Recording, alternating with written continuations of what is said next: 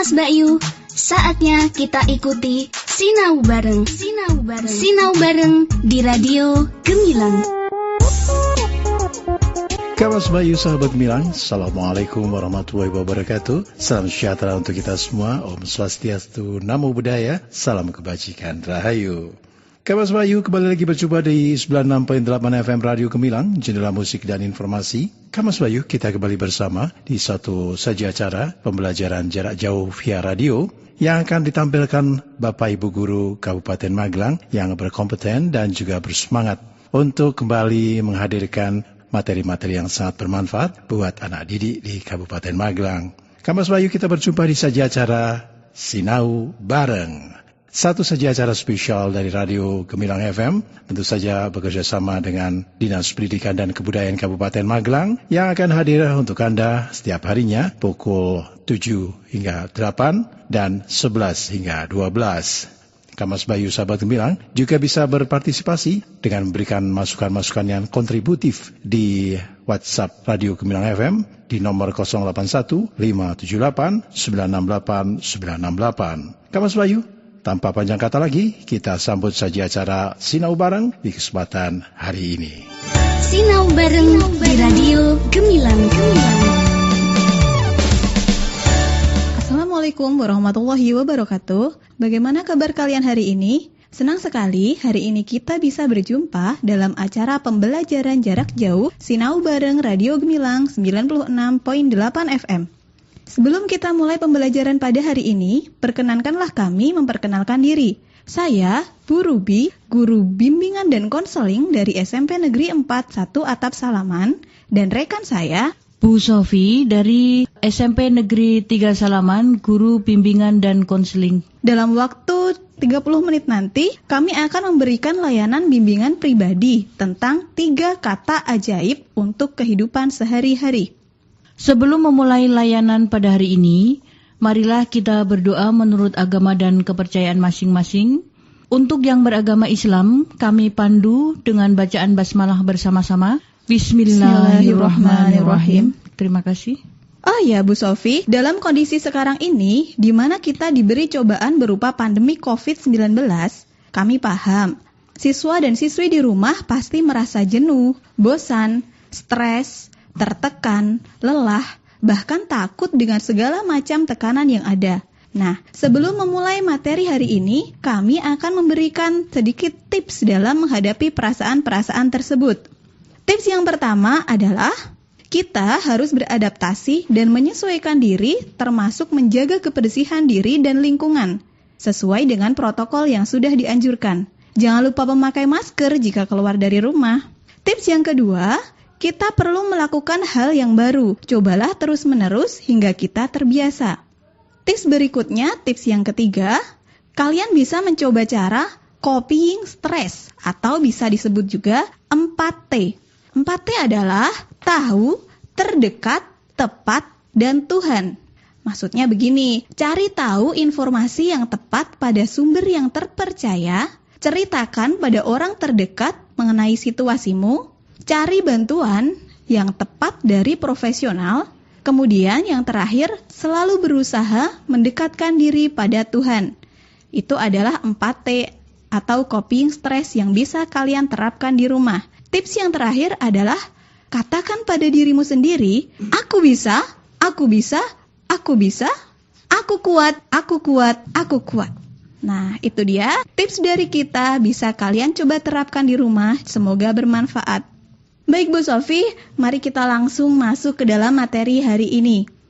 Baik Bu Ruby, materi layanan hari ini kita akan membahas materi layanan bimbingan pribadi, yaitu tentang 3 kata ajaib untuk kehidupan sehari-hari. Mengapa kita harus membahas materi tersebut? Karena dalam membina hubungan antar sesama manusia, seringkali ungkapan atau kata-kata yang dapat memberi energi positif pada orang lain, tanpa sadar selalu saja sering kita abaikan. Akibatnya, hubungan yang terbina lambat laun akan kehilangan energi positifnya. Karena tanpa dilandasi dengan ketulusan. ujungnya hubungan antar sesama manusia akan terasa dingin. Hal tersebut muncul karena dalam setiap kata yang diucapkan, masing-masing memiliki makna dan arti sendiri. Masing-masing memiliki makna dan arti sendiri ya. Nah, maksudnya bagaimana? Menurut para ahli komunikasi, ternyata ada 3 kata ajaib yang mampu membangun hubungan baik antar manusia, atau bahasa kerennya the 3 magic word.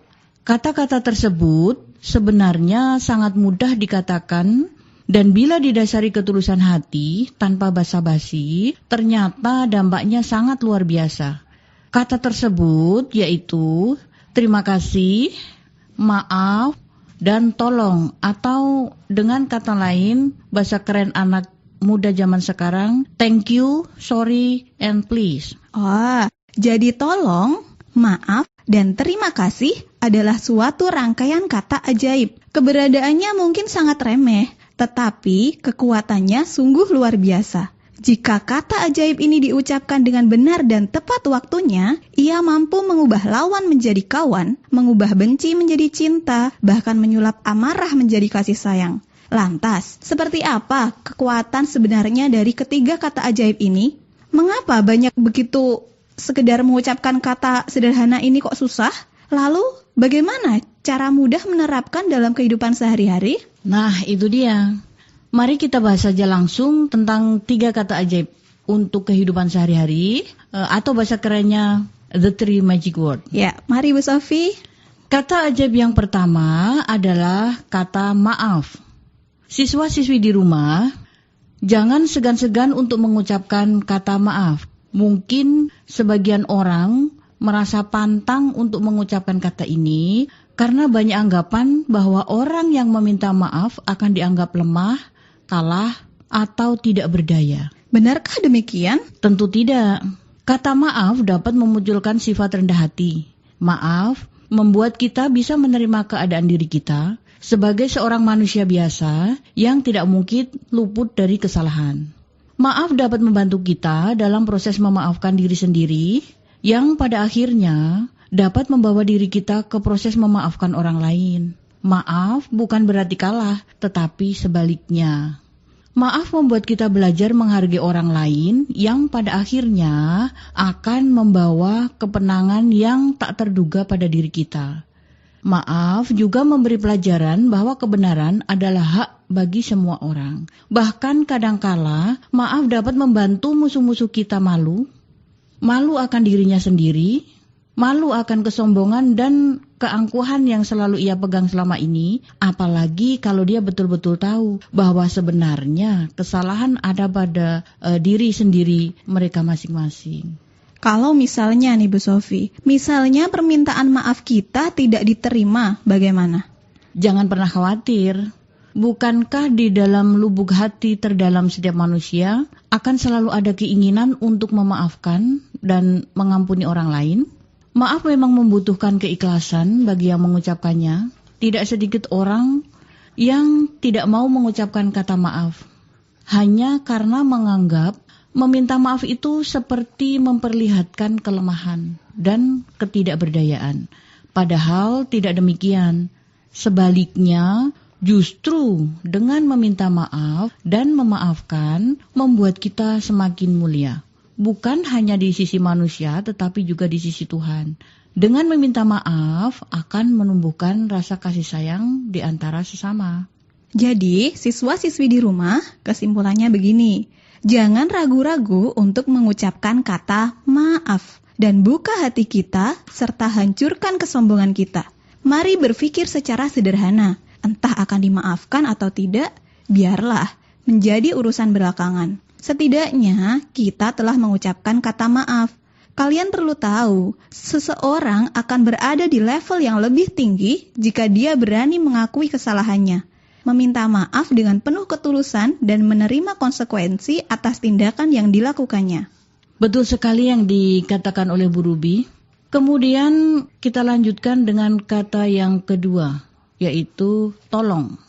Coba menurut Bu Ruby, kata tolong yang bagaimana yang harus kita terapkan dalam kehidupan sehari-hari? Misalnya begini Bu, Ada sebuah cerita singkat. Suatu hari ada 2 orang yang tengah memerlukan bantuan kita. Orang pertama berkata, "Tolong ambilin bukuku di meja." Lalu orang kedua berkata seperti ini, "Ambilin bukuku di meja." Nah, dengan posisi sebagai penolong, orang yang dimintai tolong nih, mana kalimat yang membuat kita merasa dihargai? Tentu kalimat yang pertama dong, Bu Ruby. Betul tidak siswa-siswi di rumah? Ya, nah itulah dia. Sebagai seorang penolong, pasti akan lebih ikhlas dan senang jika ada yang meminta pertolongannya dengan menggunakan kalimat yang sopan dan enak didengar. Bukan kalimat yang membuat si penolong merasa dijadikan seorang pesuruh karena diperintah seenaknya. Jangan menganggap dengan menggunakan kata tolong berarti kita merendahkan diri kita. Tidak seperti itu. Menggunakan kata tolong berarti kita menghargai dan menghormati orang yang hendak memberi kita bantuan. Selalu ingat bahwa kita adalah makhluk sosial, di mana kita akan selalu membutuhkan pertolongan orang lain. Jika siswa dan siswi di rumah dalam urusan meminta tolong saja tidak baik, apakah kalian yakin orang lain mau membantu ketika sedang kesusahan? Tentu tidak, karena setiap orang tahu kalau kita adalah makhluk sosial, makhluk yang tidak mungkin mampu hidup sendiri tanpa orang lain. Jadi, kata tolong adalah kata yang sangat wajar diucapkan. Tolong membuat kita menyadari keterbatasan-keterbatasan yang ada dalam diri kita. Tolong juga membuat kita lebih mampu menerima diri kita sendiri secara apa adanya. Dan juga tolong membuat kita lebih mampu untuk melihat secara jernih apa yang bisa dan apa yang tidak bisa kita lakukan. Dan dalam proses lebih lanjut, hal ini dapat membantu kita untuk menerima setiap kekurangan yang ada dalam diri kita. Terkadang nih, sebagian orang merasa malu untuk berkata tolong. Kenapa malu, Bu? Karena secara tidak sadar, sebagian orang ini merasa terdidik untuk menjadi orang yang mandiri. Mandiri? Maksudnya bagaimana, Bu? Mandiri bukan berarti kita tidak membutuhkan orang lain ya. Mandiri bukan berarti menjadi egois dan tidak pernah melibatkan orang lain. Mandiri adalah sebuah proses penemuan jati diri. Dan setahu saya, kata tolong ini akan sangat dibutuhkan untuk menuju kemandirian. Dan jika tidak, kita akan tersesat kepada sebuah keegoisan. Jadi siswa-siswi di rumah, pada intinya kita jangan ragu-ragu untuk meminta tolong kepada seseorang, kepada teman-teman kita atau kepada orang yang kita temui. Karena di dalam hati seseorang pasti selalu ada keinginan untuk menolong orang lain. Tentu di dalam hati kecilnya akan selalu muncul harapan agar bisa membantu dan berarti bagi orang lain. Ya, benar sekali. Ini adalah suatu insting alami yang telah diberikan oleh Tuhan kepada setiap manusia. Jadi kembali lagi siswa-siswi di rumah, hargailah orang lain dengan meminta tolong. Buatlah dia merasa berharga, biarkan dia merasa lega dan bahagia karena bisa menolong. Jangan malu untuk meminta tolong kepada orang lain, termasuk orang-orang yang kalian benci. Karena biasanya kebencian itu akan runtuh saat kasih mengalir dalam sebuah pertolongan yang tulus. Hal ini menyadarkan kita bahwa kita tidak bisa melakukan sesuatu tanpa bantuan orang lain. Dan membuat kita menerima diri kita apa adanya. Sungguh indah kan jika kita hidup saling tolong-menolong? Ya. Kemudian setelah maaf dan tolong, kata ajaib yang ketiga apa ya, Bu Ruby? Kata ajaib yang ketiga adalah kata terima kasih. Terima kasih? Ya, kata-kata yang sering kita lupakan saat kita menerima bantuan dari orang lain. Memang, bagi sebagian orang sangat sulit untuk mengucapkan kata ini, karena kata terima kasih membutuhkan sebuah ketulusan, tatapan mata yang hangat, serta membutuhkan sentuhan kasih. Ya, betul sekali Bu Ruby. Kita harus menyadari bahwa sebenarnya bantuan yang diberikan orang lain kepada kita, apapun itu bentuknya, tidak akan bisa tergantikan. Banyak orang berusaha membalas budi kepada orang lain, tetapi seringkali hal ini malah melahirkan kekecewaan, bahkan permusuhan. Karena tidak akan ada budi yang bisa terbalaskan. Contohnya, mata tidak mungkin diganti dengan mata kan? Ya, betul sekali. Gigi mungkin bisa digantikan dengan gigi? Tidak mungkin. Hidup tidak akan mungkin digantikan dengan hidup. Berarti ungkapan terima kasih memang seharusnya disampaikan secara tulus. Iya, benar sekali. Bukan hanya sebagai suatu rutinitas dan budaya atau iklim belajar mengajar saja. Ungkapan terima kasih ini, siswa-siswi di rumah dan yang tulus dan antusias akan mendorong orang untuk semakin banyak memberi dan melayani orang lain. Penghargaan kepada seseorang berupa materi itu baik. Namun, hal tersebut belum berarti apa-apa dan belum bermakna jika tidak disertai dengan ungkapan terima kasih yang tulus. Bagaimana jika yang memberi bantuan tersebut adalah bukan orang yang kita kenal, Bu? Terus bagaimana jika memberi bantuan tersebut adalah orang tua kita? Serta bagaimana jika yang memberi bantuan tersebut adalah malaikat mungkin? Dan bagaimana jika yang memberi bantuan tersebut adalah Tuhan? Mampukah kita membalasnya? Jawabannya simpel ya, sangat mampu. Bahkan sudah ada peribahasa atau perumpamaan terima kasih lebih mahal daripada uang. Kok bisa? Nah, contohnya begini. Contoh sederhana ada di sekitar kita. Di luar sana, banyak orang yang beranggapan bahwa ketika kita sudah menyerahkan uang, semuanya sudah selesai begitu saja. Padahal kan tidak. Contohnya, waktu kita belanja dari barang yang paling murah sampai paling mahal. Setelah barang diberikan kepada kita dan kita memberikan uang, pasti dari penjual mengatakan, terima kasih. Dan kita pun membalasnya, terima kasih kembali atau sama-sama. Nah, terima kasih untuk apa? Ya untuk waktu, perlakuan, dan ucapan antara penjual dan pembeli. Lain ceritanya, jika ketika kita membayar dan menerima barang, si penjual tidak mengucapkan terima kasih atau malah membuang muka. Kita pasti akan kesal, marah, dan tidak ingin lagi kembali ke toko tersebut kan? Betul juga, dengan kata terima kasih dapat membuat kita belajar menghargai orang lain, dapat membuat kita berdamai dengan sesama, dengan alam, dan juga dengan Tuhan. Berarti, siswa-siswi di rumah bisa kita simpulkan bahwa kata terima kasih tidak kalah ajaibnya dengan kata maaf dan kata tolong. Sepertinya kata-kata ini sudah sangat jarang kita dengar akhir-akhir ini ya Bu ya? Ya. Mungkin sebagian dari kita sudah mulai lupa mengucapkan 3 kata yang sebenarnya ajaib ini.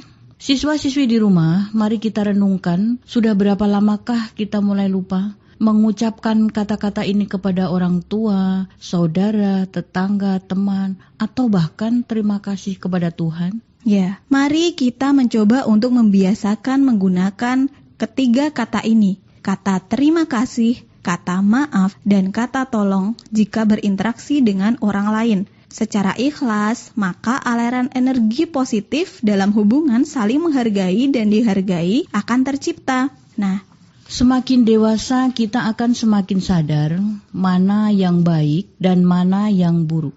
Mana yang pantas diucapkan dan mana yang tidak. Salah satu cara agar kita bisa dihargai orang lain nantinya ya dengan cara bagaimana kita menghargai orang lain.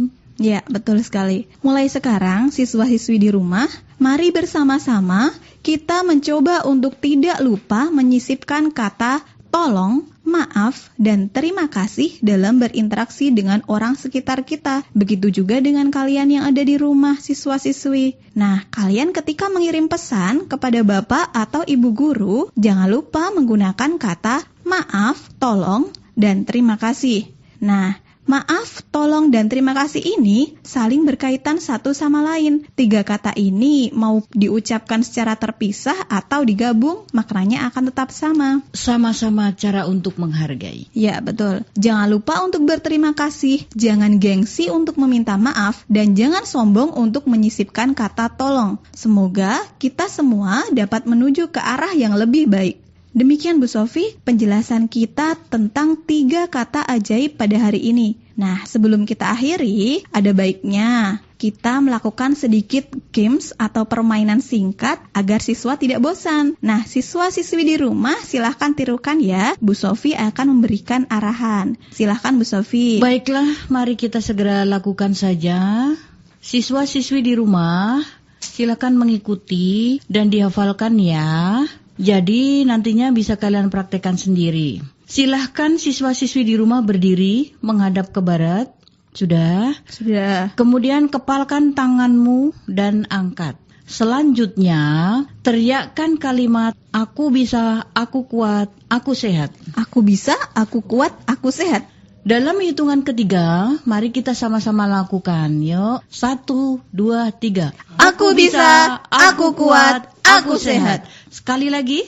Aku bisa, aku kuat, aku sehat. Wah, terima kasih Bu Sofi. Terima kasih juga Bu Ruby. Terima kasih siswa-siswi di rumah yang dengan semangat mengikuti pembelajaran jarak jauh. Jangan lupa selalu patuhi protokol kesehatan demi keselamatan dan keamanan bersama. Terima kasih juga kepada Radio Gemilang 96.8 FM, jendela musik dan informasi. Tak lupa terima kasih kepada Dinas Pendidikan dan Kebudayaan Kabupaten Magelang dan juga kepada MGBK Kabupaten Magelang yang luar biasa mendukung jalannya acara pada hari ini. Semoga kita dapat mengambil manfaat dari materi hari ini. Siswa-siswi di rumah, jangan lupa jaga kesehatan, tetap semangat belajar ya.